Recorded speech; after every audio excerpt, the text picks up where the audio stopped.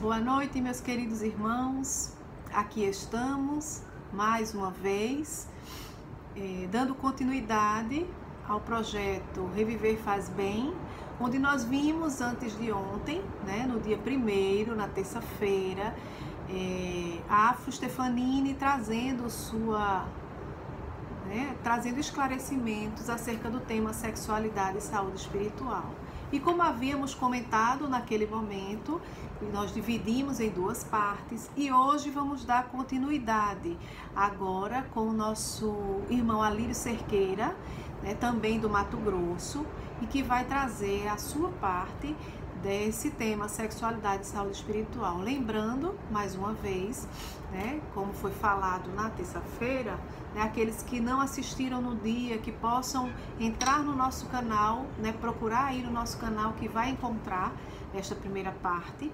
Então, fez parte de um seminário que aconteceu no dia 28 de abril de 2018, em nossa casa, Alta de Souza, e que, por ser muito longo, foi um dia todo, nós dividimos em algumas partes e vimos na terça-feira uma parte 1 e hoje estamos vendo uma parte 2. Então, que nós possamos aproveitar os ensinamentos que serão trazidos pelo nosso irmão Alírio. Mas antes de mais nada, vamos nos ligar, fazer uma prece, mentalizar Jesus nesse instante, esquecer os nossos problemas do dia a dia, esquecer aquilo que pode distrair o nosso pensamento nesse instante. Então, que nós possamos realmente mentalizar Jesus, nos conectar a Ele e nos conectar uns com os outros, que apesar da distância, estamos sempre juntos em sentimentos e em pensamentos. Vamos orar. Senhor Jesus, aqui estamos, Senhor, mais uma vez te buscando, Mestre, com o coração aberto, com a mente ansiosa por tuas bênçãos, por teus ensinamentos. Buscamos a ti, Senhor, para em ti termos a força necessária de prosseguir, para que em ti possamos ter a certeza de que podemos contribuir cada vez mais na tua boa nova, no teu evangelho, Senhor. Abençoa todos nós que nesse instante estamos nos predispondo a ouvir um pouco dos teus ensinamentos através do nosso irmão Alírio Cerqueira. Como também te pedimos que essas bênçãos derramadas sobre todos nós possa atingir a todos os recantos onde haja lágrimas, dores e sofrimentos, aliviando-os por um instante que seja, consolando esses corações aflitos, Senhor. Envolve a todos nós com teu amor, tua paz e teu equilíbrio. Deus nos abençoe hoje e sempre. Graças a Deus. Vamos então ao nosso irmão Alírio Cerqueira, trazendo o tema sexualidade e saúde espiritual. Muita paz a todos. Dando continuidade ao nosso seminário, nós vamos agora falar sobre sexualidade, sexualismo e leis divinas. Como nós vimos na exposição do Afro, o nosso trabalho desse seminário sobre sexualidade provém do livro Sexualidade e Saúde Espiritual, que aborda a questão do ponto de vista do espírito imortal em conexão com as leis divinas na própria consciência. Nós sabemos que a questão da sexualidade é um tema ainda muito incompreendido e mesmo no movimento espírita há uma tendência das pessoas abordarem o tema de uma maneira um tanto materialista, apesar de todo o manancial que a doutrina espírita nos oferece. Então, como o Afro disse na exposição dele, As leis divinas são o parâmetro que nós não temos como fugir. Nós podemos até desprezar, como nos diz a questão 621A do Livro dos Espíritos. A 621 diz que as leis divinas estão inscritas na nossa consciência. E na 621A, Allan Kardec pergunta por que, apesar de inscritas na nossa consciência, grande parte das pessoas não tem noção das leis divinas. E os benfeitores são muito claros: ele a esquecera e desprezara. Então nós podemos até desprezar as leis, principalmente nessa questão da sexualidade. Mas é aquela questão: nós temos a liberdade de fazer escolhas, só que nós somos responsáveis pelas escolhas feitas, e essas escolhas vão gerar consequências, e conforme o tipo de escolha. Nós vimos aí no depoimento da Maria Helena, que é um dos depoimentos que estão no livro Sexualidade e Saúde Espiritual, o quanto as escolhas equivocadas, contrárias à lei de amor, justiça e caridade, que é a lei maior, podem gerar para o espírito. Ele é livre, Todos nós somos livres para escolher o que nos aprouver. Acontece que quando vêm as consequências das escolhas que nós fazemos, esse sofrimento gerado pelas más escolhas trazem situações muito graves para o espírito. Como a Maria Helena coloca na fala dela, quando ela adquire a sífilis porque se lançou à sexualidade promíscua, na época a sífilis era uma doença que não tinha tratamento, porque esse depoimento, ela ficou mais de 40 anos na dimensão espiritual depois que desencarnou, que morreu. E então é alguém que viveu provavelmente nas décadas de 20, 30, 40 no máximo do século passado. E era uma doença sexualmente transmissível, praticamente sem cura. E é muito interessante, a sífilis está recrudescendo em nossos dias, exatamente por causa da promiscuidade sexual que vem aumentando. E está havendo um recrudescimento da sífilis, inclusive uma das características que ela o bacilo é resistente aos antibióticos, resistente à penicilina, que foi a partir da descoberta da penicilina praticamente desapareceu, quase desapareceu. Mas esse quase acabou devido à promiscuidade sexual retornando. E hoje é muito comum a sífilis, inclusive na garganta, porque o sexo oral praticamente nos últimos tempos passou a ser entre aspas, uma normose, É um processo que acaba ficando normal para as pessoas, como se a boca fosse órgão sexual. Então tem tido muitos casos de sífilis na garganta, inclusive alguns com chamadas superbactérias intratáveis. Então isso tudo são consequências dos atos praticados. Nós, quando desprezamos as leis divinas, a lei que nos convida ao dever, que nos convida à sobriedade, nos convida a uma série de questões que vão nos trazer a real felicidade e que nós devemos cumprir por escolha consciente. Quando nós desprezamos tudo isso, é muito importante saber que sempre haverá um momento em que nós vamos colher os frutos plantados. Se plantarmos espinhos, vamos colher espinhos, como o caso da Maria Helena, e vamos ver mais um caso do Herácio, agora nesta exposição. Se plantarmos flores, vamos colher flores.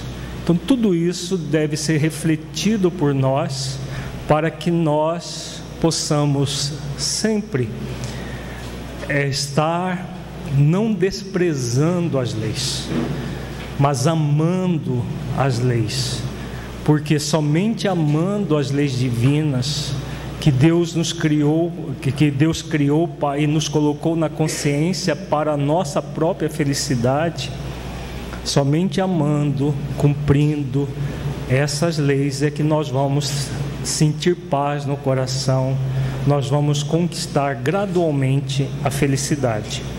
Então, com base nesses parâmetros que nós vamos refletir tanto a sexualidade, que é um processo natural no ser humano, quanto o sexualismo, que já é fruto do abuso da própria lei de liberdade.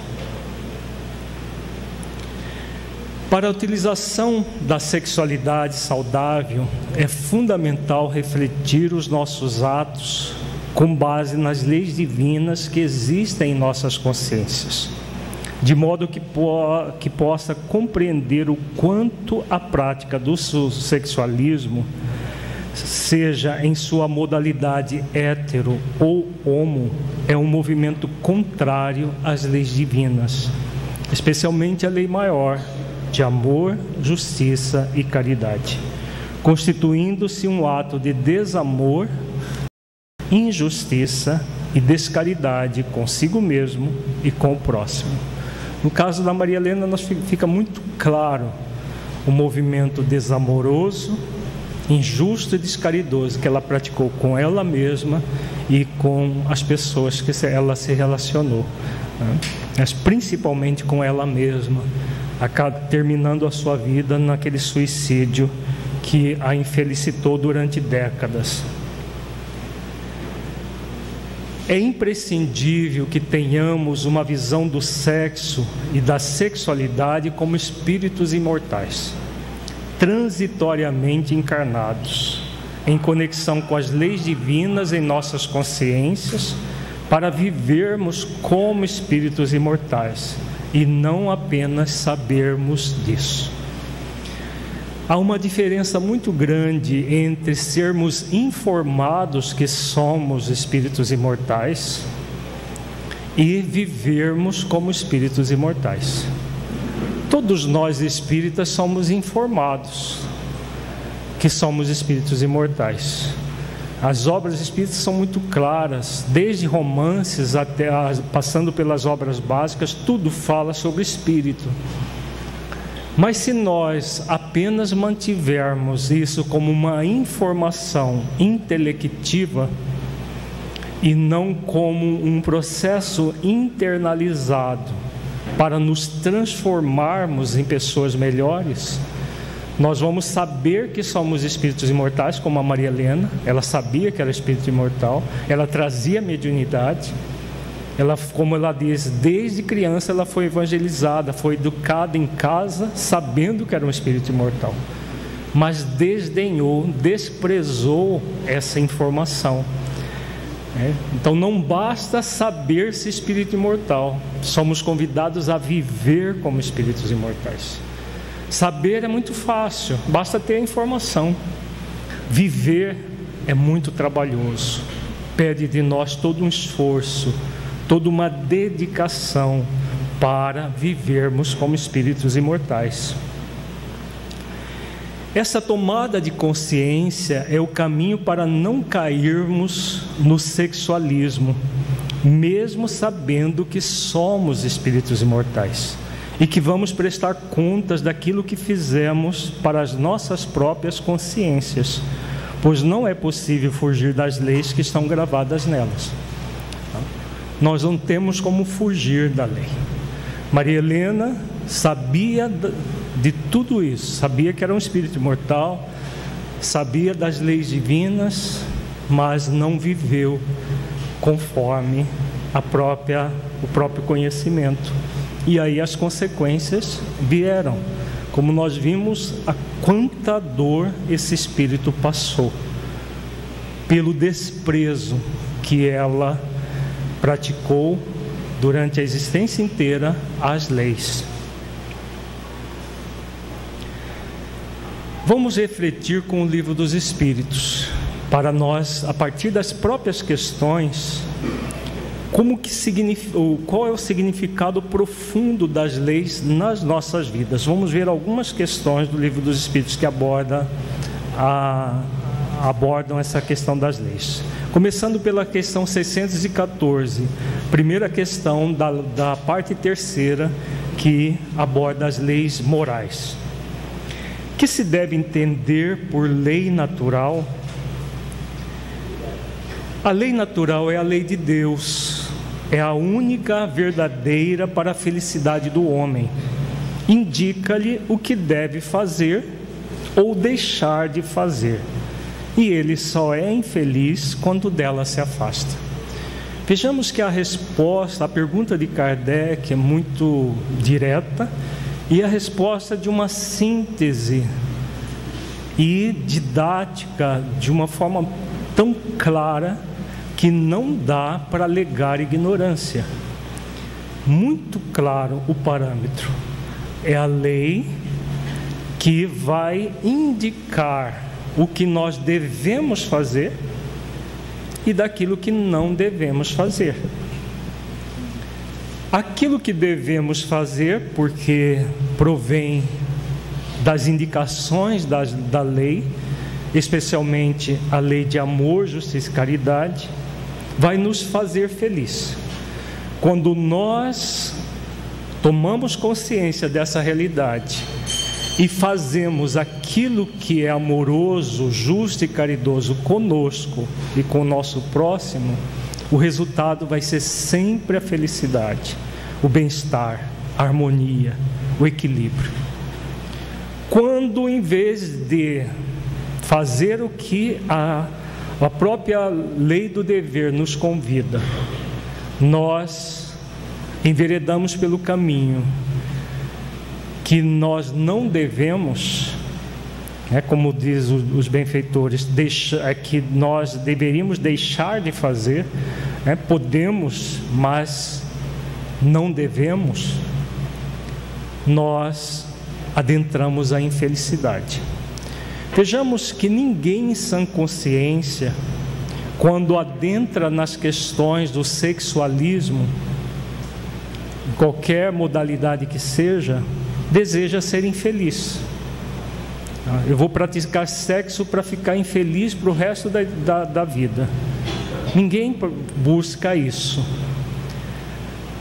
A pessoa busca o prazer e acreditando que nesse prazer ela vai ser feliz, que nesse prazer ela vai ter muita diversão, muita coisa gostosa, e vai ser muito feliz fazendo aquilo.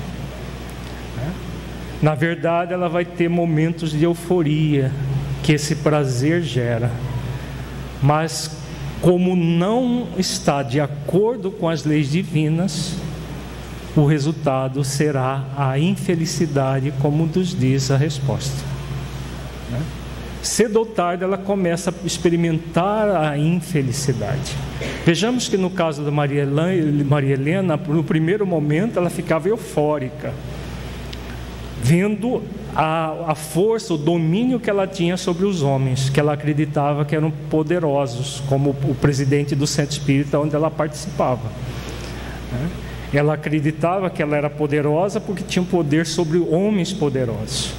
Ficou eufórica naquela situação e passou de homem em homem, até que as consequências começaram. Quem observasse naquela situação vivida, quem observasse acreditaria que ela estava muito feliz e bem com a vida, tudo funcionando, muito poder, e ela conquistava dinheiro, poder e tudo mais. Parecia que estava muito feliz, mas só parecia. Como ela mesma disse, ela ouvia as orientações dos pais, mas simplesmente fingia que iria cumprir essas orientações. Então o que ela fez? Ela deixou as leis de lado para viver aqueles momentos de prazer que geraram para ela décadas de dor e sofrimento e uma encarnação expiatória que ela ainda nem começou, para poder começar o processo de reabilitação perante a consciência. Na 619, Kardec pergunta: a todos os homens facultou Deus os meios de conhecerem sua lei? Então, pergunta também muito clara. Bom, se as leis elas constituem o parâmetro para a nossa felicidade, todo mundo pode conhecer as leis? Vejamos a resposta dos benfeitores. Todos podem conhecê-la, mas nem todos a compreendem. Os homens de bem e os que se decidem a investigá-la são os que melhor a compreendem. Todos, entretanto, a compreenderão um dia, porquanto forçoso é que o progresso se efetue. Então vejamos o alcance dessa resposta. Não basta conhecer as leis, é fundamental compreender as leis. Maria, as leis. A lei de amor foi apresentada para ela desde a evangelização. Mas será que ela adentrou no significado profundo da lei na própria vida? Pela história dá para perceber que não. Por isso eles dizem aqui: todos podem conhecê-la, mas nem todos a compreendem. E como compreender? Aí vem logo em seguida, investigando. E o que é investigar as leis? Investigar as leis é ver como elas funcionam na nossa vida. Porque se nós apenas conhecermos as leis como teorias bonitas, nós não vamos viver como espíritos imortais. Agora, se nós trouxermos as leis que nós conhecemos, investigamos e nos colocamos dentro da lei, fazendo parte da nossa vida como diretrizes, as leis como diretrizes das nossas vidas, aí sim nós vamos compreendê-la. Nós vamos compreender o processo e teremos condições de aplicar as leis em nossas vidas. Isso para todas as questões da nossa vida, né? Na questão da sexualidade, a mesma coisa. Se quisermos ter uma sexualidade saudável, é fundamental trazer as leis e o sexo e a sexualidade, todas as questões dentro das leis.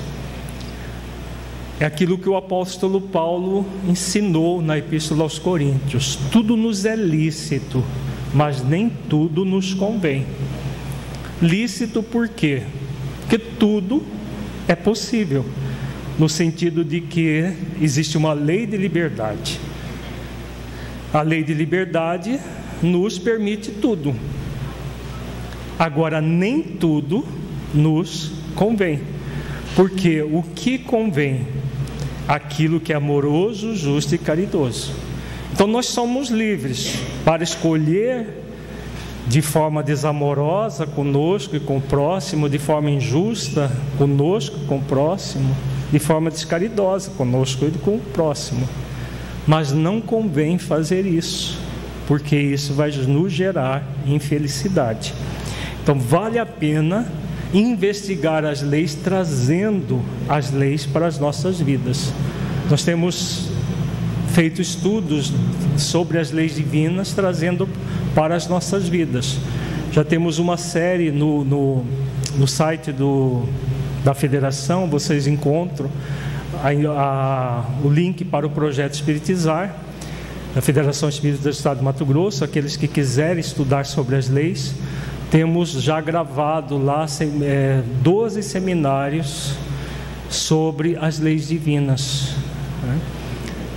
Aí esse material está sendo transformado em livros. Nós já temos 3 livros: A Presença Amorosa de Deus em Nossas Vidas, O Significado das Leis Divinas em Nossas Vidas e A Presença Amorosa de Jesus em Nossas Vidas. E agora vamos seguir vários outros, trazendo as leis sempre dentro dessa investigação em nossas vidas, para que nós possamos aplicar as leis, como elas funcionam dentro do nosso cotidiano. Porque, caso contrário, nós vamos conhecer, mas não vamos compreender e muito menos aplicar, porque nós não temos como aplicar aquilo que nós não compreendemos. Na questão 621, nós já antecipamos, Kardec pergunta: onde está escrita a lei de Deus? Resposta: na consciência. Na 621A, ele diz: visto que o homem traz em sua consciência a lei de Deus, que necessidade havia de lhe ser ela revelada? Ele a esquecer e desprezara, quis então Deus lhe fosse lembrada. Então Jesus nos ensinou sobre as leis. A doutrina espírita vem no século XIX para nos relembrar os ensinamentos de Jesus e explicitar como funcionam as leis. Nós podemos continuar desprezando? O que vocês acham? Podemos ou não? Por que não? Nós não temos o livre-arbítrio? Podemos. Devemos continuar desprezando? Não. Poder nós podemos. Quanta gente continua desprezando as leis? Pessoas que têm conhecimentos profundos, teóricos, no nível do saber sobre as leis, continuam desprezando. Agora, não convém. Tudo nos é lícito, mas nem tudo nos convém. Então nós podemos continuar desprezando as leis, mas o que nos convém é investigar as leis, para saber como essas leis funcionam, de modo a aplicar em nossas vidas. Reflitamos a seguir sobre sexualidade e o sexualismo à luz das leis divinas. Então nós temos o parâmetro das leis. Como nós vimos, esses parâmetros, os parâmetros das leis, é apenas, como o próprio termo diz, parâmetro. Não existe uma imposição de Deus para que nós cumpramos as leis. Na questão 614 fica muito claro isso. Nós temos o livre-arbítrio. Nós podemos cumpri-las ou descumpri-las. Se quisermos ser felizes, cumpramos. Se a infelicidade não importa para nós, mesmo que venha depois de muito prazer, não cumpramos, Só que, como na 619, eles dizem que todos, cedo ou tarde, vão cumprir, porque é fundamental que o progresso se faça. Só que qual é a diferença da pessoa que cumpre a partir de um esforço daquela que não cumpre? A diferença é o sofrimento. Como nós vimos no depoimento da Maria Helena, ela já tinha uma programação muito bem elaborada no mundo espiritual para se libertar do sensualismo, que era um movimento dela, um movimento psíquico-emocional, já do passado espiritual, e que ela iria se libertar pela prática da mediunidade com Jesus. Nasceu num lar espírita já predisposta a isso. Nasceu para ter conhecimento espírita desde a infância, para não ter a possibilidade de desvios, para resguardar, melhor dizendo, resguardar a possibilidade de desvios. Como ela disse, desde a infância foi evangelizada, foi muito bem orientada pelos pais. O que ela fez? Decidiu por desprezar tudo isso, e aconteceu aquilo que aconteceu. Depois que sofreu as consequências, agora ela já está numa outra condição de espírito arrependido, para primeiro expiar, depois reparar os seus débitos. Então vai renascer. Não sabemos se vai ter sequelas, vão ter sequelas físicas. Pode acontecer dela ter novamente a mediunidade, ter um corpo normal e ter novamente a experiência com a mediunidade, só que já com maiores limitações do que nessa encarnação que ela desprezou, porque é da lei que seja assim, né? Aquilo que nós pensamos que temos nos será tirado, ensina Jesus. Quando a lei de misericórdia nos oferece muitas condições que nós não merecemos, mas que as temos por misericórdia e nós desprezamos, nós acabamos perdendo isso. Um grande exemplo é Ivone Pereira, que suicidou-se várias existências consecutivas e teve a oportunidade de escolher a tarefa mediúnica, mas sem nenhuma atenuante, né?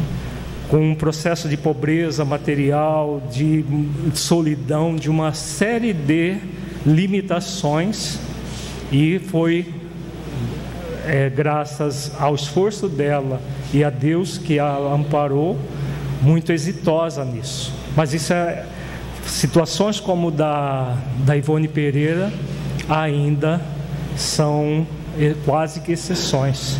A grande maioria ainda incorre em dificuldades como da Maria Helena, ou situações piores ou menos piores. Por quê? Porque nós não estamos sabendo trazer todo esse conteúdo da vida para dentro das leis, com base nas leis divinas, para dentro das nossas vidas.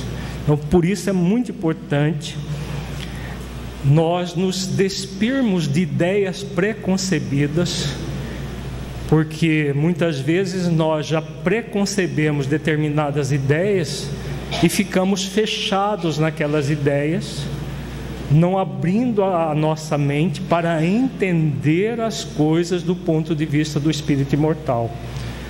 E do espírito imortal que não apenas sabe que é espírito imortal, mas o espírito imortal que quer viver como espírito imortal. Então é assim que nós vamos ver essa questão a partir de agora. Baseado no preceito evangélico: conhecereis a verdade e a verdade vos libertará. João capítulo 8, versículo 32. Então todos nós somos espíritos imortais em evolução. Estamos vendo aqui num gráfico, eu, espírito imortal, tenho como parâmetro de vida as leis divinas que estão na minha consciência, todos nós trazemos, e o Deus, nosso Criador, que nos convida a nos entregar as leis na nossa consciência, que se constitui nesse parâmetro muito bem definido, e agir em nós mesmos enquanto espíritos imortais. As leis só nos cabe entregar, porque elas são parâmetros para que nós sejamos felizes, e nós vamos ser infelizes quando nós nos afastamos dela. Está lá na questão 614. Como que nós vamos agir? Nós vamos agir em nós mesmos. E como que nós nos agimos conforme as leis? Desenvolvendo as virtudes do espírito imortal que somos. Somente um esforço para desenvolver as virtudes do espírito imortal que somos é que vamos agir com equilíbrio em todas as circunstâncias de nossas vidas. A lei maior, que nós já falamos, ela nos convida ao amor, à justiça e à caridade, conosco e com o nosso próximo. Como no próprio livro dos Espíritos diz, a lei maior, a lei é de amor, justiça e caridade, é a lei maior do universo. Todas as demais leis, estão ser relacionadas a esta lei. Então nós temos aí o parâmetro máximo para as nossas consciências. Tudo que nós fazemos, nós somos convidados a passar pelas 3 peneiras. Fazer perguntas conscienciais para nós mesmos. O que eu quero é amoroso, justo e caridoso comigo e com o meu próximo? Vejamos o caso da Maria Helena. Aos 15 anos de idade, ela, percebendo a atração que gerava para o amigo do seu pai, o presidente do Centro Espírita, ela, já com as matrizes do passado, porque ninguém faz isso aos 15 anos por ingenuidade, mas deu vazão à personalidade do passado. Ela sabia que ele era casado, também ele não era alguém consciente, presidente do Centro Espírita, mas não tinha consciência da importância disso, porque se ele fosse alguém que cumprisse as leis, ele não entraria no jogo de sedução, né? Nós não estamos isentando o presidente da responsabilidade dele. Houve um conluio de 2 pessoas que agiram com desamor, com injustiça e descaridade naquele momento.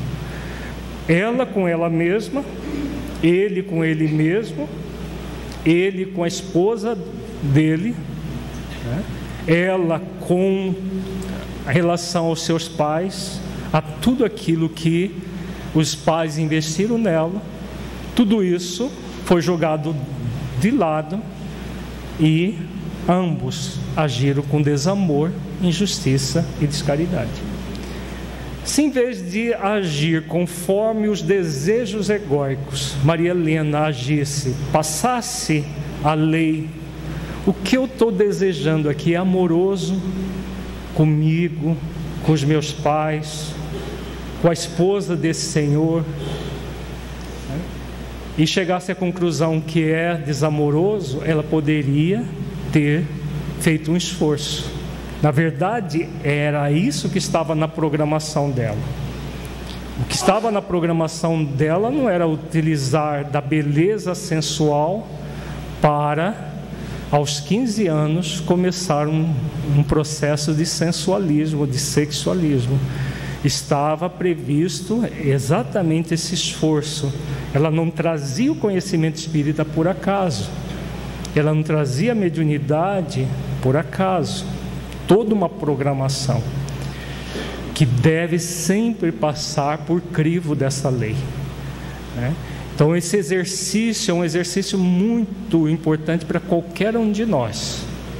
Quando nós tivermos desejos egóicos, de busca de prazer imediato, em qualquer nível que seja, perguntemos para nós mesmos: o que eu estou desejando é amoroso?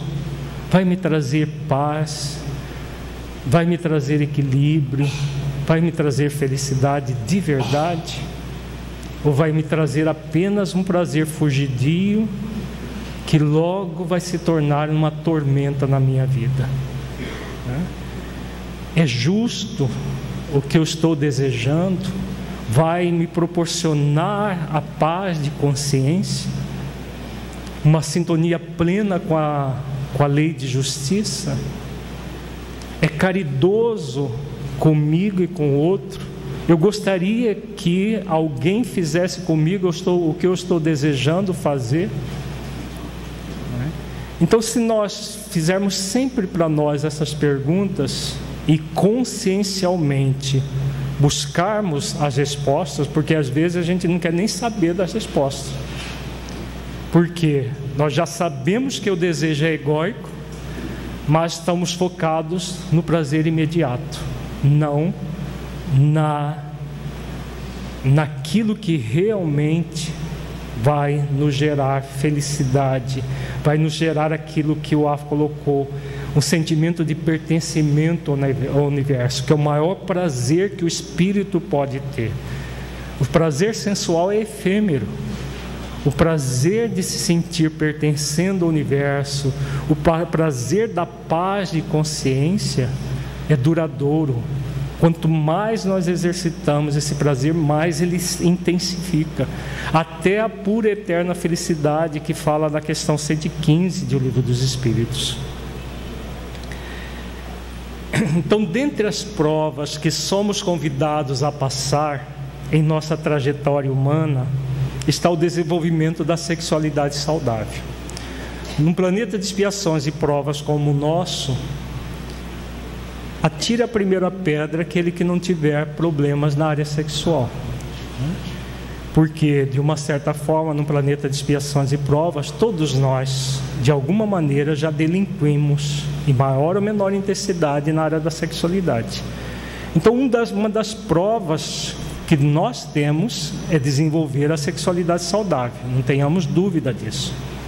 Por estar intimamente ligado ao intenso prazer, fruto da sabedoria divina, para que houvesse a reprodução e preservação dos seres humanos, cujos corpos são necessários para a evolução do espírito, a prática sexual presta-se a intensos abusos, quando, ao invés de praticar a sexualidade saudável, o ser humano envereda pelo sexualismo.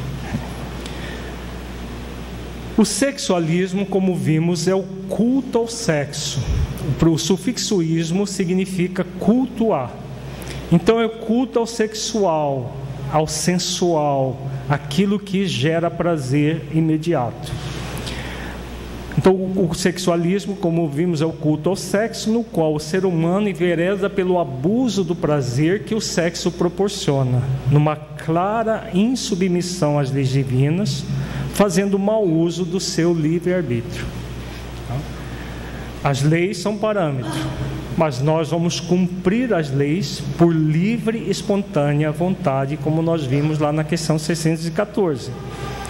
Quando fazemos mau uso do nosso livre-arbítrio, as leis permanecem como parâmetro, mas nós as desprezamos.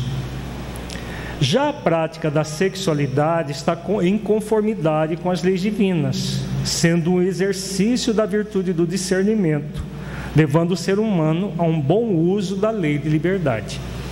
Então, a única forma de usar bem a lei de liberdade é exercitando a virtude do discernimento. Discernir aquilo que eu posso e devo, daquilo que eu posso, mas não devo. Bem o parâmetro da questão 614. Nós podemos qualquer coisa, tudo nos é lícito, mas nem tudo nos convém. Então, o discernimento é: eu posso fazer isso? Posso, eu tenho livre-arbítrio. Mas ao passar pela peneira da lei maior, é amoroso, justo e caridoso, e eu chego à conclusão que não é amoroso, nem justo, nem caridoso, nem comigo, nem com o meu próximo, eu vou dizer para mim: eu posso fazer isso, mas eu não devo, e eu posso praticar o meu dever. Esse é o convite da vida nessa questão da sexualidade. A sexualidade poderá ser vivenciada de forma heterossexual ou homossexual, e o sexualismo no heterossexualismo e no homossexualismo. Modernamente, a palavra homossexualismo foi banida da psicologia, da psiquiatria, porque está se relativizando tudo nessas áreas. A nossa visão, como nós estamos falando, é a diferença dos dois prefixos, dos dois sufixos, melhor dizendo. O sufixo dade significa uso de. O sufixo ismo significa cultuar. Então, homossexualidade é uma coisa, homossexualismo é outra. Assim como heterossexualidade é uma coisa, heterossexualismo é outra. O ismo aqui significa abuso. Nós estamos fazendo análise à luz das leis divinas, não da ciência humana, que é volúvel e muda com o passar do tempo. Dentro da ciência humana, fala-se uma coisa hoje, amanhã, isso, a partir do momento que a humanidade vai amadurecendo, amanhã isso passa a ser praticamente algo superado, ultrapassado. Já nas leis divinas, não. As leis divinas são parâmetro para a eternidade de todo o universo. A heterossexualidade é o cultivo do relacionamento respeitoso com o sexo oposto, em um processo de submissão às leis divinas, desenvolvendo as virtudes do auto-amor, auto-afeto, alo-amor, que é o amor ao próximo, alo-afeto, que é afeto ao outro, solidariedade, companheirismo, discernimento, etc. Há um equilíbrio entre a ânima-afetividade e o ânimos-afetividade. Então, esses dois termos é explicitado no livro Sexualidade e Saúde Espiritual. Ânima se refere à feminilidade e ânimos à masculinidade. São arquétipos que o grande psiquiatra suíço desenvolveu, Jung. Ânimos, relativo à masculinidade, e ânima, à feminilidade. Então, ânima, afetividade é a afetividade que a mulher gera. Ânimos, afetividade é a afetividade que o homem gera. Então, na heterossexualidade, ânima se sente atraído por ânimos, e ânimos por ânima. Por isso, heterossexual. Então, existe uma afetividade dentro da sexualidade. Quando existe afetividade dentro da sexualidade, o processo é equilibrado, natural, dentro das leis divinas. Porque, como nós estamos vendo, o problema não é o uso do sexo. O problema é o abuso do sexo. O sexo não é feio nem sujo, como a visão puritana quer colocar. Na doutrina espírita, nós nos libertamos do puritanismo. Então, o sexo é natural, faz parte da vida. Então, a heterossexualidade existe uma troca de ânimos afetividade com ânima afetividade. Há respeito mútuo, não há adultério, não há traições, não há nada que empane o processo de afetividade. Mesmo que a pessoa não seja casada, não há traições da relação, porque existe afetividade. E quando se ama, não se quer ferir o outro, porque a lei de amor nos convida a isso. Isso é válido para espírita e para não espírita, porque as leis divinas não é patrimônio de espírita nem da doutrina, é para toda a humanidade. Então, vejamos aqui num gráfico. Temos a ânimos afetividade, expressa-se por meio das qualidades da polaridade masculina, e a ânima afetividade expressa-se por meio das qualidades da polaridade feminina. E a afetividade dissolve as manifestações do sensualismo e do sexualismo. Então, tanto o sensualismo como o sexualismo são diluídos pela afetividade, juntamente com a sensibilidade que o Alfa colocou. Então, nós temos um casal em que eles trocam afeto, ânimos e ânima, um com o outro. O homem que respeita as leis divinas cultiva a ânima afetividade, tratando as mulheres com amor e respeito, e não como objetos de desejo e satisfação sexual. Do mesmo modo, a mulher cultiva o ânimos afetividade. Ela vai se sentir atraída pelo homem, tratando os homens com amor e respeito, e não como objetos de desejo e satisfação sexual, como infelizmente a Maria Helena fazia. As relações são monogâmicas e respeitáveis. Há o cultivo do autorrespeito e do respeito ao outro. leva as pessoas que o cultivam à plenitude sexual. Então, quando há o cultivo da afetividade, ânima e ânimos, afetividade, o que resultado é uma plenificação, que a própria relação sexual é um complemento do afeto e não causa da união. São duas pessoas que se amam e se respeitam e que se unem sexualmente como um complemento dessa relação afetiva. O heterossexualismo, lembremos aqui do sufixo ismo, que significa culto ao heterossexual, é o processo de culto ao sexo, no qual se deseja adquirir prazer a qualquer custo, usando-se as pessoas como objeto de prazer. Dá origem aos adultérios e às viciações sexuais de várias ordens. Não há o exercício do ânimos afetividade, nem da ânima afetividade, mas o desejo egoísta e egocêntrico de se satisfazer em detrimento do outro. Então, no heterossexualismo, o que se quer? O que se deseja? Simplesmente usar o outro como objeto de prazer.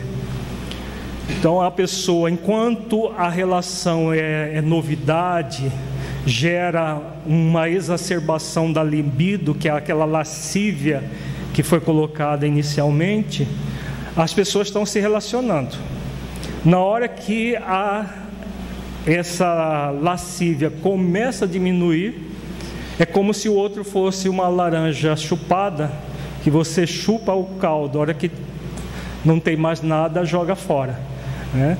A pessoa é descartável. E atualmente a coisa está ficando tão complicada que as relações duram uma noite só, né? Um dia só, ou um fim de semana só.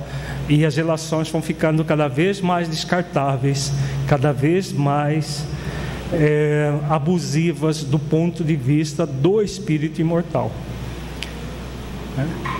Podemos fazer isso? Sim, podemos.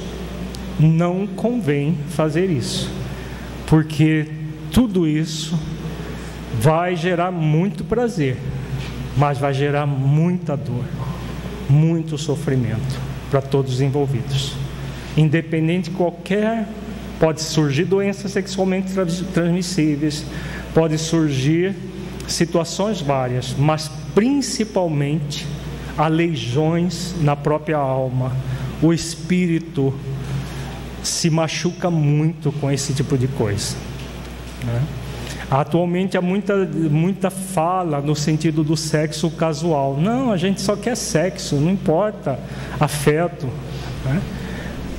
As mulheres dizem isso, os homens dizem isso, mas na prática não é bem assim. Essa prática sexual desse jeito, promíscua, vai gerando cada vez mais carência afetiva. E a pessoa lá no fundo, ela deseja uma relação mais estável, mas é como alguém que está tomando, que tem muita sede, mas toma água do mar. Quanto mais ela toma água, mais a sede amplia. É esse estado aqui em que muitos problemas surgem decorrente a isso tudo. O homem que cultua o heterossexualismo vê as mulheres como simples objetos de prazer sexual e não como espíritos imortais em evolução, como ele também o é. Nessa perspectiva, elas não passam de coisas a serem usadas para o prazer sexual, que uma vez usadas são descartadas. Há uma coisificação da relação que deveria ser afetiva, em uma parceria para auxílio mútuo na evolução. Então, não há uma parceria, não há afeto, há simplesmente o uso das pessoas. Então a relação é coisificada. Essa relação coisificada torna a relação muito árida, por mais prazerosa que seja, aquele prazer efêmero que não satisfaz o espírito. Levando-se em consideração a lei de amor, justiça e caridade, as ações do heterossexualista são desamorosas, injustas e descaridosas com o próximo, porque com certeza ele não gostaria que os outros fizessem a mesma coisa com ele. O desamor, a injustiça e descaridade acontecem com ele também, pois em conformidade à lei de justiça e de causa e efeito, todo o mal que fazemos aos outros, estamos de fato fazendo a nós mesmos. Com a mulher heterossexualista acontece o mesmo. Ao tratar os homens como objetos de satisfação sexual, descumpre a lei maior. Mesma coisa, o homem é objeto. Quando ela se cansa, ela busca outro. Mas está descumprindo a lei maior da mesma maneira. Essa ação desrespeitosa às leis divinas produz vazio existencial e os conflitos sexuais decorrentes desse vazio, produzindo vários problemas sexuais que gerarão sofrimentos acerbos, como nós vimos no caso da Maria Helena. A pessoa vai ficando cada vez mais vazia existencialmente, cada vez mais conflituada, e o sexo passa a ser uma válvula de escape para isso, podendo gerar as compulsões sexuais e problemas vários que na obra Sexualidade nós temos várias perguntas que abordam os problemas que surgem a partir do sexualismo. A homossexualidade é um processo expiatório decorrente do abuso do heterossexualismo no passado espiritual. Temos várias perguntas sobre a homossexualidade e os benfeitores são muito claros em dizer que é uma expiação resultado do próprio heterossexualismo. Então, o heterossexualista, quanto mais durante várias existências, chega um momento que a própria providência divina dá um basta nisso, trazendo a pessoa no sexo oposto àquilo que ela delinquir. Para quê? Para que ela possa aprender de uma forma dolorosa a sublimar a sexualidade. Trata-se de um convite para a pessoa retornar ao cultivo da sexualidade respeitosa. Ao renascer em um corpo diferente da sua psicologia, o espírito é convidado a desenvolver a afetividade, a autoafetividade e a aloafetividade, a afetividade ao outro. Então vejamos que tem a ver com a questão 619 que nós vimos. O progresso, ele vai ser efetuado. A lei de causa e efeito não é uma lei punitiva, é uma lei para nos proteger de nós mesmos. Então o espírito que está enveredando encarnação após encarnação na promiscuidade heterossexual, ele vai renascer num corpo da polaridade que ele abusou. Então o homem que abusou da heterossexualidade, das mulheres durante muitas existências, não é uma só, né? Não é, no livro dos Espíritos fala que Deus não apressa a expiação, mas Ele dá oportunidade para a pessoa amorosamente se libertar. Mas o espírito rebelde que continua, então o homem que abusou durante várias existências das mulheres, o que vai acontecer? Ele nasce num corpo feminino, mas mantendo o psiquismo masculino. Para quê? Para poder aprender a valorizar o corpo feminino, aprender a valorizar o psiquismo feminino, sem abusar. A mulher é a mesma coisa. A mulher que várias existências usou da sexualidade para, numa prática sexualista, ferir pessoas, ferir homens, usá-los. O que acontece? aquela mulher renasce num corpo masculino, trazendo o psiquismo feminino. Para quê? Para se tornar um transexual? Não. Para aprender a valorizar o corpo masculino e sublimar a sexualidade naquele corpo masculino. Nós estamos vivendo tempos muito graves do ponto de vista do espírito imortal. Por quê?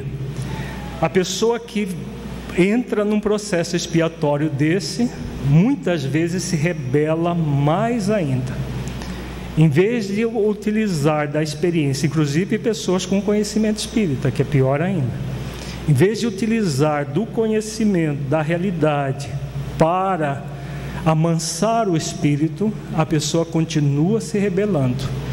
E aí podemos ter o sexualismo dentro da homossexualidade, que é o processo da pessoa continuar a repetir os padrões que trouxe do passado, só que em vez de ser as relações serem hétero, passa a ser homossexuais, né?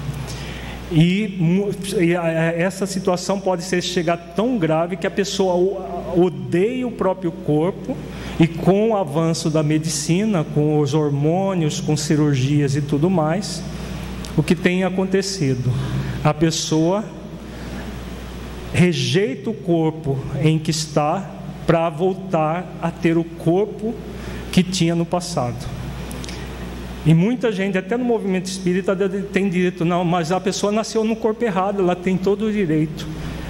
É como se dissesse que Deus, que é o organizador e a inteligência cósmica que organiza todo o universo, errou, trouxe aquela pessoa num corpo errado. Ninguém nasce em corpo errado. Ninguém nasce em corpo errado. A pessoa renasce no corpo necessário para que ela aprenda espiritualmente. Então, mas ela pode usar o seu livre-arbítrio, rejeitar o próprio corpo, mutilá-lo e... Sim, pode. Nós fizemos essa questão para os benfeitores e eles disseram que nesse caso, o que ocorre? Quando a pessoa continua rebelde, não quer aceitar as questões que a providência divina traz, a pessoa vai agravando a situação. E aí, numa próxima existência, o que sobra para essa pessoa são as síndromes genéticas. Por exemplo, a síndrome de Klinefelter, que é uma doença cromossômica em que a pessoa nasce com 2 cromossomas X e um cromossomo Y. Então, ela tem características tanto masculinas como femininas, mas junto com essas características tem debilidade mental. Então o espírito, ele naquela situação, ele vai aprender de uma forma mais drástica aquilo que era para ser aprendido de uma forma mais amorosa. Temos a síndrome de Turner, que a pessoa só nasce com cromossomo X. Para ser feminina precisa 2X. A pessoa nasce com X e faltando outro, X0. Ela vai ser uma mulher com características masculinas e também com debilidade mental. Se o espírito continuar rebelde, tem outras síndromes genéticas mais graves, mais sérias, né? Dá a impressão que o espírito está sendo punido, não é? Mas é só uma forma de analisar, muito pequena, porque não é uma punição. É um processo de educação ou de reeducação, melhor dizendo, pela falta daquilo que se abusou. Quanto mais se abusa, mais vai ser retirado. Isso Jesus coloca. Aquilo que ele pensa que tem, porque o nosso corpo é nosso ou é doação divina para que nós usemos bem? Há muito discurso hoje em dia de que a pessoa é dona do corpo. Não é, não foi ela que criou. Nós somos usufrutuários do nosso corpo. Tudo que existe no mundo físico, nós somos usufrutuários. E nós vamos dar conta da administração. Jesus também ensina isso. O administrador vai dar conta da sua administração. Então, esses processos não são punições, mas é o próprio espírito se rebelando e a lei para protegê-lo dele mesmo. Porque se não fosse essas situações cada vez mais drásticas, a pessoa continuaria a delinquir. Como tem acontecido, né? As pessoas se lançam a práticas promíscuas como se ela tivesse todo o direito de usar o corpo para obter prazer. Só que agora no sexo oposto que ela abusou do passado. Chega a mutilar o próprio corpo. Tudo isso é lícito, mas não convém ao espírito.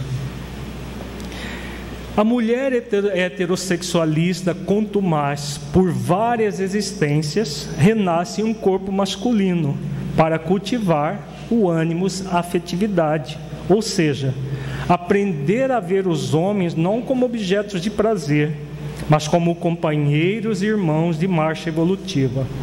O espírito nessa condição é convidado a desenvolver a abstinência, canalizando as energias sexuais para a amizade aos homens, sem querer usá-los para obter prazer. Por isso, é convidado a servir a coletividade. Então, a visão que nós temos refletido é essa. Se a pessoa está numa relação, numa situação de homossexualidade, ela tem um compromisso de ressignificar o seu passado espiritual em que ela agiu de forma promíscua. Nessa ressignificação, ela vai ser convidada a cultivar a abstinência e canalizar toda a sua energia para o afeto. Muitos vão dizer que isso tudo é muito teórico, porque na prática as coisas não funcionam assim. Sim, se nós pensarmos como seres materiais, sim, mesmo tendo a informação que somos espíritos imortais. Mas se nós pensarmos como espíritos imortais, o que é uma encarnação de 70, 80, 90 anos perto da paz de consciência do espírito que cumpriu o seu dever? Praticamente não é nada. Então é assim que nós somos convidados a refletir, parar de usar o outro sexo, a pessoa, o parceiro como objeto de prazer, mas principalmente praticar o dever consciencial. E se a pessoa não conseguir? Os benfeitores trataram dessa questão no livro. Caso não consiga praticar a abstinência e ficar sem um parceiro, essa relação deve ser homoafetiva, monogâmica e respeitosa consigo mesmo e com o parceiro, de modo a cumprir a lei de amor, justiça e caridade, sempre fazendo aos outros aquilo que gostaria que fizesse a si. E aqui apresentamos a condição para que isso aconteça, oferecida pelo mentor Honório. A prática da homossexualidade, em termos psicológicos, só se faz de alguma maneira útil quando o espírito, em árduo conflito, grave posição de depressão, estado íntimo de desgosto pela vida, não consegue, pelos esforços que está empreendendo, utilizar-se da vida de abstinência em favor da coletividade. Nesse caso, a sua psicologia pede a companhia de um parceiro ou parceira da mesma polaridade. Então, no caso, entre a pessoa enlouquecer, suicidar-se, entrar num processo muito grave, psíquico, e ter um parceiro do mesmo sexo, é preferível o parceiro do mesmo sexo. Mas só nessas condições que isso vai ser útil, não da forma como está se preconizando por aí, que a pessoa tem todo o direito de ser feliz da forma como ela lhe aprouver, né? Nós temos todo o direito de ser felizes, cumprindo as leis. Então, se aconteceu uma determinada situação, essa situação não é por acaso. Então, se nós adentrarmos profundamente nas leis divinas e refletirmos, vamos chegar à conclusão de que não é por acaso tudo isso. E aí o convite da vida é ir além, né? Não sendo possível, a pessoa se fizer todos os esforços e mesmo assim continua conflituada, aí é preferível uma situação dessa a um mal muito maior, como um suicídio ou algo parecido. O mesmo acontece com o homem heterossexualista quanto mais, que renasce em um corpo feminino para cultivar a ânima afetividade, aprendendo a ver as mulheres como não como objetos de prazer, mas como companheiras e irmãs de evolução. Da mesma forma, o espírito é convidado a servir a coletividade, admitindo-se, caso não consiga a prática da abstinência, a relação homoafetiva, monogâmica e respeitosa. A plenificação sexual na homossexualidade acontece pela sublimação do sexualismo, pela doação afetiva à coletividade ou em menor intensidade com um parceiro ou parceira. Então, essa é sempre ver a questão de um ângulo mais amplo, porque muitos veem o seguinte: já que está na homossexualidade, tem até uma vantagem, que não gera filho e a pessoa continua com a mesma promiscuidade que gerou o problema. E isso é muito grave, porque ela vai ter uma despreocupação, entre aspas, na questão, mas vai continuar com os mesmos processos, agravando a situação. Como nós vimos, dentro da lei de causa e efeito, quando se agrava as causas, agravam-se os efeitos também. No homossexualismo, aqui novamente falando do sufixo ismo, no culto ao sexo homossexual, o espírito convidado à expiação e que não a aceita, devido ao fato de não querer realizar esforços para cultivar as virtudes do sentimento de aprendiz, do auto-amor, da mansidão e da humildade, continua a ter desejo de se satisfazer de forma promíscua com múltiplos parceiros, em um processo de usar as pessoas como objetos de prazer. Então ele continua com o mesmo processo, só que agora está na polaridade homossexual e não hétero, usando o outro como objeto de prazer. Continua desse modo a praticar o sexualismo que ocasionou a expiação, somente que agora, devido a estar momentaneamente em um corpo diferente da sua psicologia, a prática é homossexual. Não há o cultivo da afetividade e das demais virtudes necessárias para se cumprir as leis divinas, especialmente a de justiça, amor e caridade.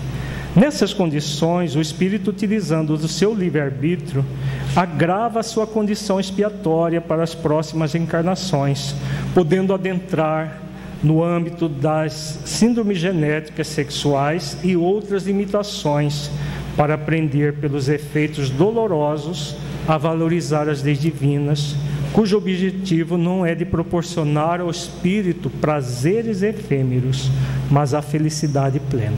Então, aquilo que nós já falamos, a pessoa pode fazer o que quiser da sua vida, ela pode, só que ela não se liberta da lei de irresponsabilidade e da lei de causa e efeito. Ao usar mal a lei de liberdade, os efeitos dolorosos vão ficar cada vez mais graves. Síndromes genéticas, processos vários que podem surgir, gerando muita dor. E se o espírito continua rebelde até que ele amance essa rebeldia, não há limite na lei. Por quê? Se houvesse limite na lei, o espírito ficaria eternamente rebelde. Como a lei de causa e efeito é para proteger o espírito dele mesmo, cedo ou tarde ele vai cansar dessa luta contra a própria condição. E quando ele cansa, aí gradualmente ele vai voltar a todo o processo até retomar a questão da sexualidade no futuro. Para que o espírito possa passar com equilíbrio pela prova da heterossexualidade, ou pela expiação da homossexualidade, seguindo as leis divinas em sua consciência, sem enveredar pelo sexualismo tão comum em uma sociedade hedonista, superficial e erotizada, é fundamental que haja disposição para desenvolver as virtudes do espírito imortal, especialmente a renúncia consciencial, virtude que convida o espírito ao renunciar ao prazer egóico para vivenciar um prazer mais intenso e duradouro, que é o prazer da consciência tranquila de ter praticado a lei do dever. Aqui nós temos a importância dessa virtude chamada renúncia consciencial. O discernimento vai nos proporcionar praticar a renúncia. Tudo nos é lícito, mas nem tudo nos convém. Quando nós refletimos, eu posso, mas eu não devo, e aí pratico a renúncia consciencial. Renunciar a prazeres efêmeros do agora para um prazer muito maior, muito mais intenso, que é o prazer da consciência tranquila, que vai nos proporcionar cada vez mais equilíbrio, cada vez mais paz. Estudemos a seguir um caso de uma pessoa que enveredou pelo sexualismo, extraído do livro Sexualidade e Saúde Espiritual, na última parte. É um depoimento de um espírito chamado Erácio, também pseudônimo. O nada seria 1000 vezes melhor do que o que encontrei depois do túmulo. Nada pode ser mais ilusório do que a ideia infantil da paz sepulcral, aguardando o desavisado ser humano depois de toda a vida de lutas e aquisições. Da mesma forma que Maria Helena, Erácio também trazia o conhecimento espírita e não viveu como espírito imortal, apesar do conhecimento das leis. É aquilo que nós vimos na questão 619. Conhecer as leis é uma coisa, compreender as leis para praticá-las é outra. Erácio foi alguém que conheceu as leis, mas não se dispôs a praticá-las.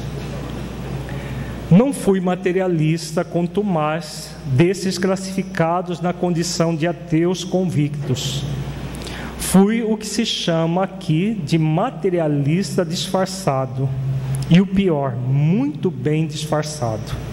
Na Terra, um título de qualquer conhecimento intelectual qualifica o ser como sendo capaz de agir em nome daquele título. Mas no mundo, além da sombra da Terra, isso reproduz vantagem alguma. Sabe bem o que é ter um título de espírita? Conhece mesmo o peso dessa responsabilidade? Vejamos, o Espiritismo é o Consolador prometido por Jesus, que veio para restaurar o conhecimento das leis de forma que nós definitivamente nós as cumpramos e não fique apenas na informação, mas que nós compreendamos as leis e pratiquemos. Então ele vem nos refletir conosco a situação que ele viveu e nos convidando. Esse título que nós ostentamos de espírita é algo simplista em nossas vidas? É uma religião a mais? Ou é algo muito maior? Eu supunha que conhecia e me aventurei a conquistar o honorável título de presidente de centro espírita, numa época em que o espiritismo ainda causava rechaço na maioria dos lares brasileiros.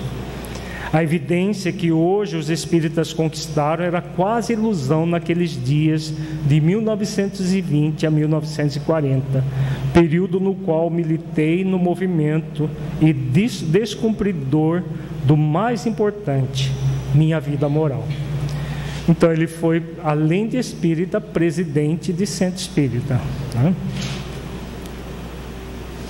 A consagração de um título de presidente espírita deveria ser o resultado de serviços prestados à vera humanidade e comprovada abnegação a todos aqueles que se interessaram na condução de um trabalho de sérias proporções.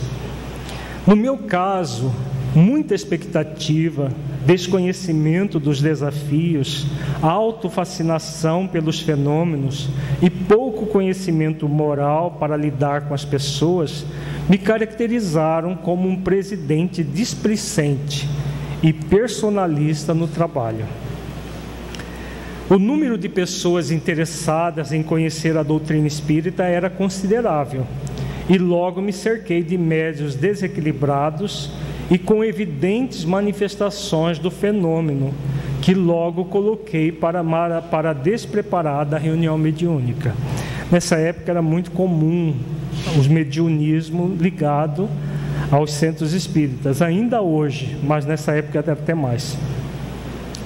Acreditava, como muitos da minha época, que a mediunidade seria a principal porta de acesso aos incrédulos e outros religiosos à casa espírita, e desorientadamente organizei uma atividade de mediunismo extenso no trabalho com médiuns receitistas, médiuns para o passe em estado de incorporação, médiuns em manifestações mediúnicas nas reuniões públicas, e por isso muitos foram atraídos e, confesso, decepcionados também. Então toda a atividade da casa tinha atividade mediúnica.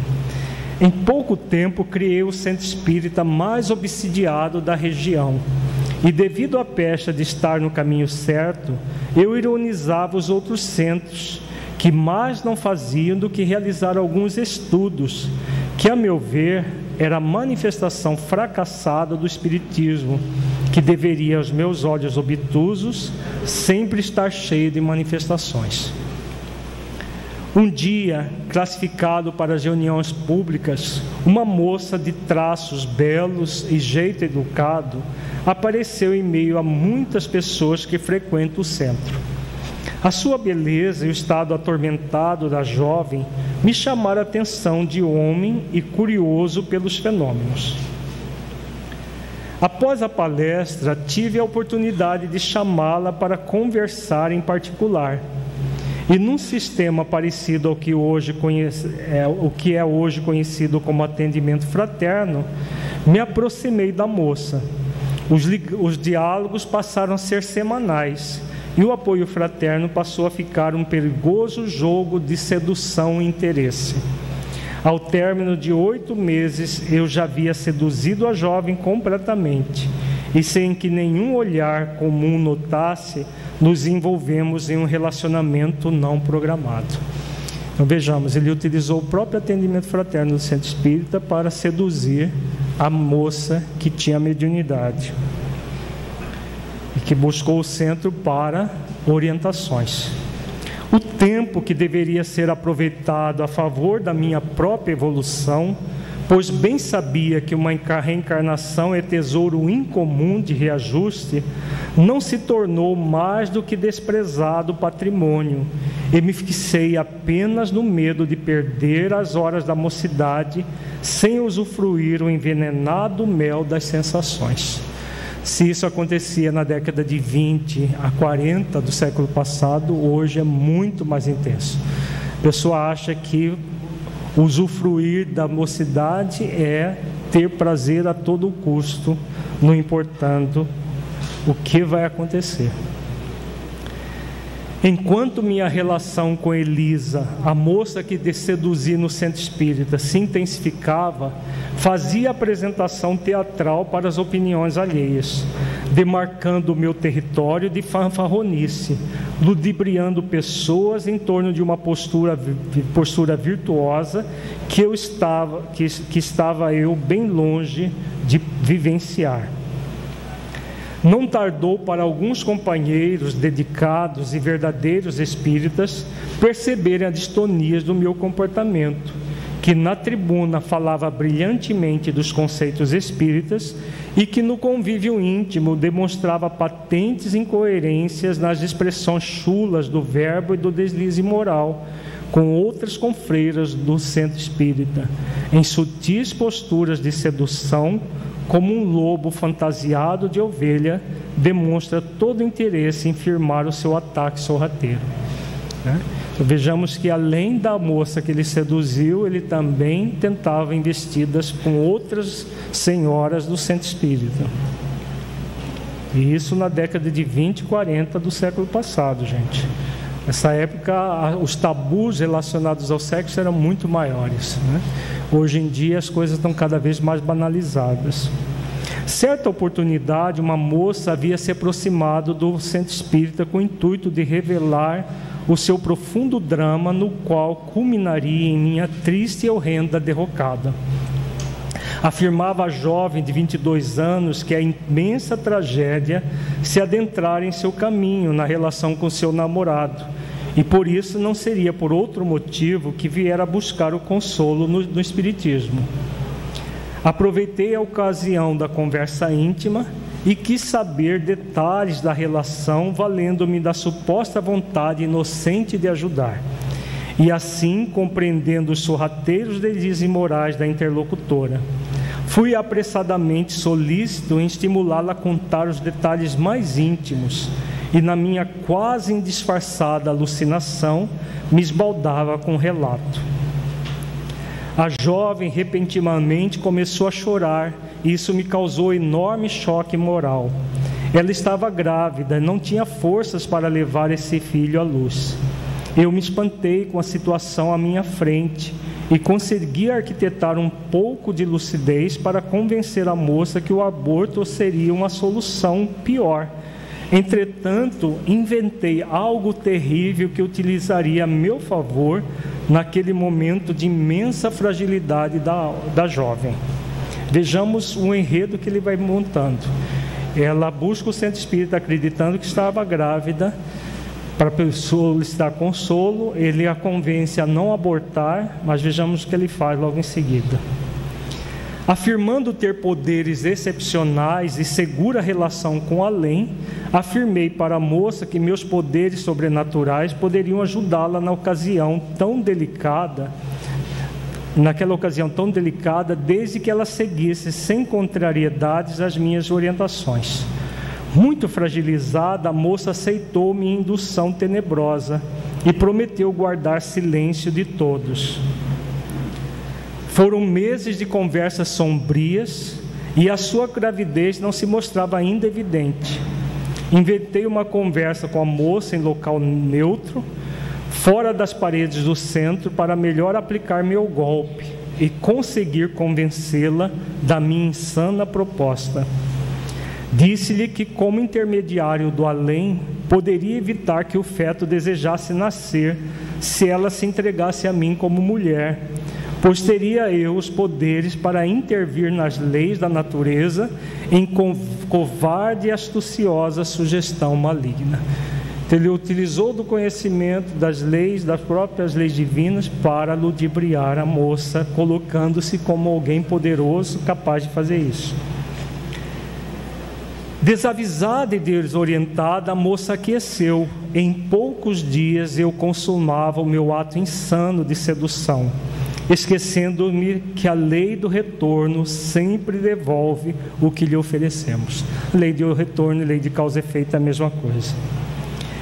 2 meses depois, quando a moça já havia desaparecido e não mais pensava nela com a sanha de antes, Elisa, a minha primeira seduzida, teve uma crise de histeria dentro do centro espírita.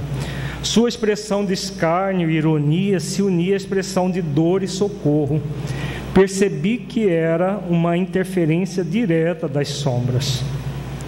O braço apontado de Elisa se dirigia a mim e sua boca falava: serpente, serpente, o seu veneno se virou contra você, a sua máscara de bom samaritano vai cair.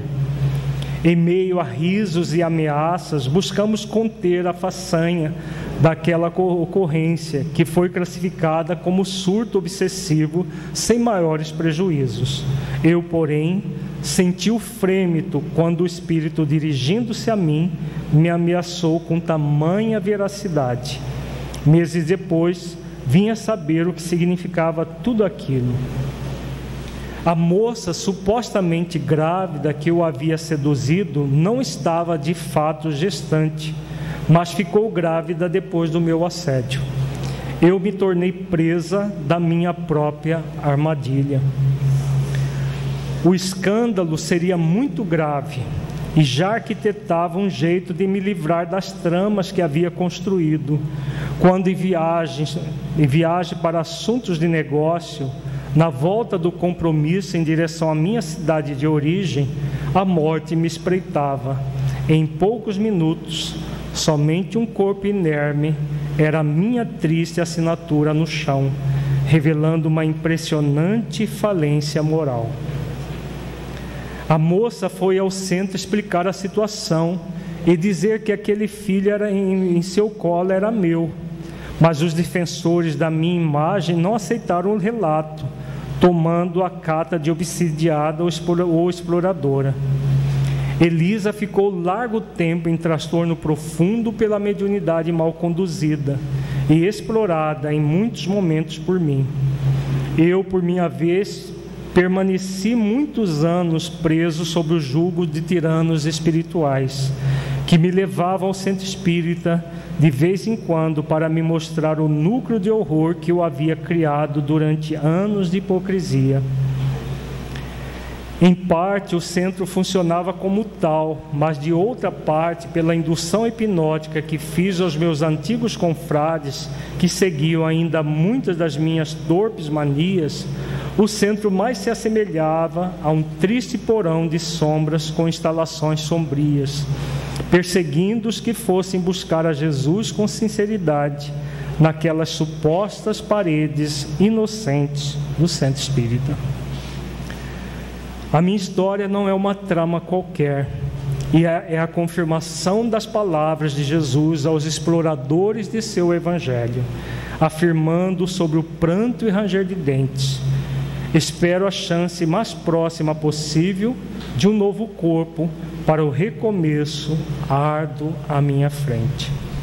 Se na terra o criminoso merece a reclusão da cela, no mundo espiritual o endividado suplica a reclusão nas provações acerbas, para conquistar um minuto que seja sem a tortura da culpa. Errei, sofri e não tenho mais paz. O que ganhei com a minha escolha? Digo sem diminuir ou acrescentar: choro e ranger de dentes. Herácio. Então, esse caso, temos vários outros casos no livro Sexualidade e Saúde Espiritual, demonstra que para se obter poder, passa-se por cima da própria consciência, das leis da consciência, mas as consequências serão terríveis para aqueles que assim agirem, né? Por isso, mais importante do que tudo é realmente compreender como funcionam as leis e praticá-las no limite das nossas forças, desenvolvendo as virtudes. Muita paz.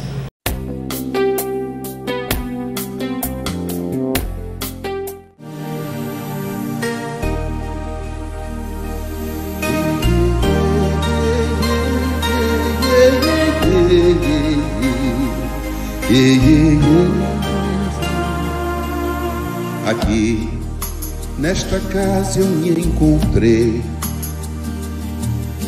Entrei e aqui dentro vi saída. Sim, foi nessa casa de amor que as benesses do labor cicatrizaram minhas feridas. Depois de muitos e muitos passes, estudo e a água da paciência, religar e religuei, filosofiquei, tomei ciência. Aqui, nesta casa de oração, orei, pratiquei o evangelho. Sim, foi nesse pouso espiritual que eu conheci a vida real Rompi de vez com um homem velho, depois de muitas e muitas preces, palestras e água da fé, religar e religuei. A casa, quando é santa, é posto de emergência, hospital de alma, dissipando dores, transcendentes traumas, frente de serviço que a todos levanta, pronto atendimento de Deus, oh Santa Casa Santa. Eu fiz amigos do peito, pessoas com quem posso contar, atendimento fraterno, culto do Evangelho no lar. Sim, nessa oficina de Jesus, chorei cantando quanta luz, com as vibrações desse lugar. Depois de muitas e muitas quedas, me fortalecendo na fé, religar e reerguer. A casa, quando é santa, é posto de emergência, hospital de alma, dissipando dores, transcendentes traumas, frente de serviços que a todos levanta, pronto atendimento de Deus, oh Santa Casa Santa. Por isso canto e dou graças a Deus, secando lágrimas nos olhos meus, depois de muitas e muitas preces, palestras e água da fé, religar e reerguer. Toda casa, quando é santa, é posto de emergência, hospital de alma, dissipando dores, transcendentes traumas, frente de serviços que a todos levanta, pronto atendimento de Deus, oh Santa Casa Santa. Posto de emergência, hospital de alma, dissipando dores, transcendentes traumas, frente de serviço que a todos levanta, pronto atendimento de Deus, Santa Casa Santa. Frente de serviços que a todos levanta, pronto atendimento de Deus, Santa Casa Santa.